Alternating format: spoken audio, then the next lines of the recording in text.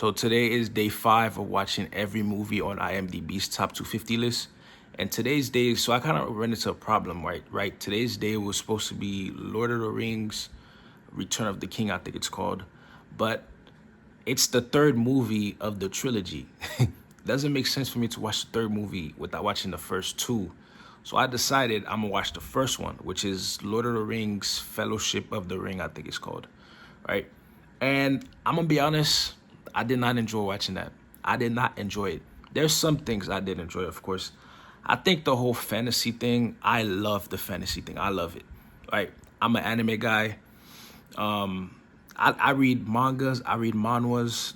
It's like a Korean version of a comic book per se, right? It's just like a Korean version. The style is really different actually, but for a reference, it's like a comic book, the Korean version of a comic book, right? And I read fantasies. I watch fantasies also, animes, like I said, even shows, fantasy shows, I watch some of those too, and I enjoy them. This one, the movie, it was okay, right? There were some things I enjoyed, some things I did not enjoy. It just felt like they were dragging it as long as they can. And some people that actually enjoy Lord of the Rings can debunk me if you want. But I don't know, it just felt like they were dragging some things. And I'm watching the movie and then we get to the end and then it just ends.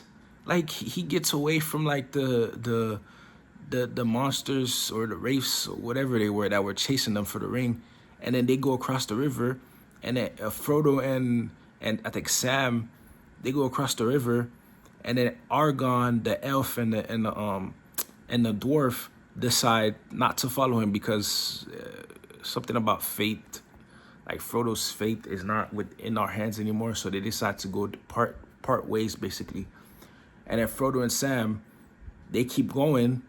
And then, Frodo stops and then starts thinking, and then he gets a flashback from Gandalf, and then the movie ends. Are you serious? And of course, they answer everything else in movie 2 and movie 3. Fair enough, but that's a horrible way of ending a movie, in my opinion. It was 3 hours and 48 minutes, I think. They dragged it. There were some things in there that just wasn't needed.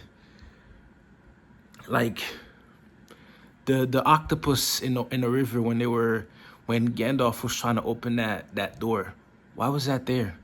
The octopus had nothing else to do. He attacked them and they just started cutting his tentacles, and then that was that. Like if the octopus got involved, towards when they went inside, I think it was a dungeon, when they went inside the dungeon and he got involved in that, and then what was one of the reasons why this person died or that person died, okay, cool, I understand, but all he did was attack Frodo, tried to take Frodo, I'm guessing because of the ring, and then that was that. What was the purpose of that? And there's some things off the top of my head I'm not remembering, but I like the concept of Middle Earth. As you know, there's some fantasies where there's like a lower Earth, Middle Earth, and then a high Earth. There's probably one even higher than that.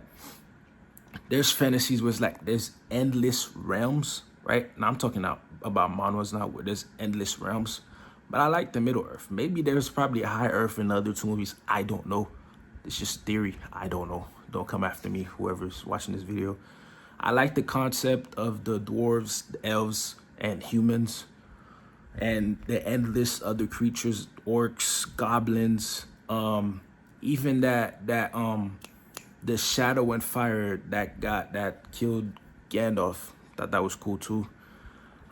So basically, there was 3 rings for the elves, I think 5 or 7 rings for the dwarves, and then I think it was like 7 or 9 rings for the humans. And the demon had a ring for himself that could rule over all the other rings. And so because of that, there was like a partnership, not between the races. It was just, actually probably was, it was men, elves, and then I think dwarves were involved too. And then they decided to attack go to war with the demon. And then they actually got the ring off of him, pretty much killed him. And then, of course, men got greedy. and decided to take the ring for himself, of course. And then I'm pretty sure he got chased for the ring, and then he got scared, and then to put the ring on his finger, and he kind of like disappeared, kind of went to like another realm for like a short period of time. And then apparently the ring has a will of itself, so it could make things happen per se. Like it might make you trip, and then you might drop the ring, and then the ring might go in the river, and then the river might take it to somewhere, right? And then it might go on that path for like a while, and then all of a sudden a random person grabs the ring. It's just for the One Piece fans, how devil fruits have a will of their own. It's pretty much the same concept, but you could say it, who knows who took what from who. But like I said, I like some of the concepts of the movie. I like the scenery. I like, again, all the types of different race. Even I heard of dragons, and there's like a shadow world kind of. There's wraiths. I loved all of that. I just think they drug the movie out longer than it needed to be. And then at the end of the movie, you don't even get to nothing. Like, the point of the movie is for Frodo to keep the ring away from the people that's chasing it, the evil people that's chasing it. And people that are close to him can't resist the ring, except Frodo for whatever reason. There's more to Frodo than meets the eye, I'll be honest. But I can't lie. I think I want to just say F the movie, F the trilogy. I might not watch it anymore. I can't lie.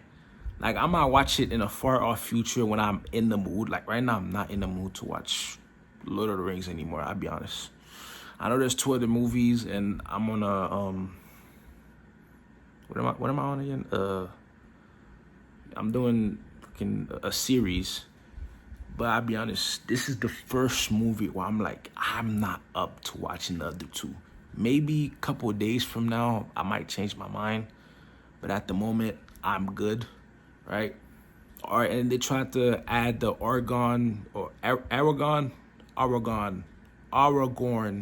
story about him being the descendant of the king that stole the ring. Kind of, he's the descendant, but he doesn't want to get involved with humans because they're greedy, which is true. And then has a love life with an elf, and the elf chose him. Some others, I don't know, man. Just a bunch of storylines for no reason. And again, maybe it comes into fruition in the other 2 movies.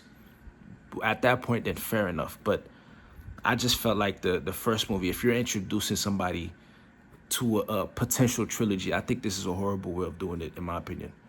But next movie I got is 12 Angry Men, 1957. Okay, bye.